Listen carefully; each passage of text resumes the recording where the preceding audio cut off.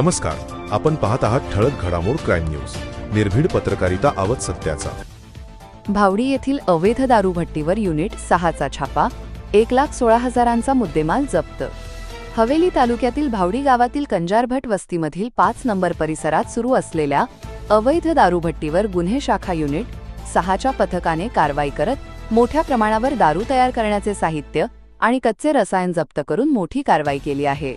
या छाप्यात पोलिसांनी तब्बल 1,16,000 रुपये किमतीचा मुद्देमाल हस्तगत केला असून या प्रकरणी एका महिलेविरुद्ध वाघोली पोलीस ठाण्यात गुन्हा दाखल करण्यात आला आहे.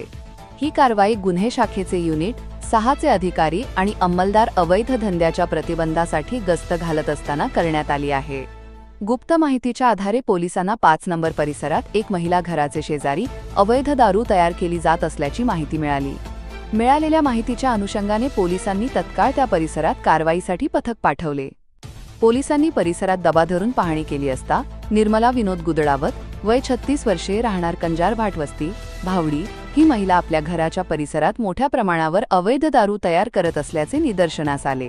खात्री पटताच पोलिसांनी अचानक छापा टाकला असता त्या ठिकाणी विविध प्रकारचे कच्चे रसायन, प्लास्टिकच्या ड्रम्स, पातेले, प्लास्टिकच्या बाटल्या, दारू गाळण्याचे व उकळण्याचे साहित्य, वाफ तयार करणाऱ्या यंत्रणेसह मोठ्या प्रमाणावर सामग्री आढळली. या छाप्यात पोलिसांनी सुमारे 1,16,000 रुपये किमतीचा मुद्देमाल जप्त केला असून घटनास्थळी दारू निर्मिती सुरू असल्याचे स्पष्ट दिसून आले.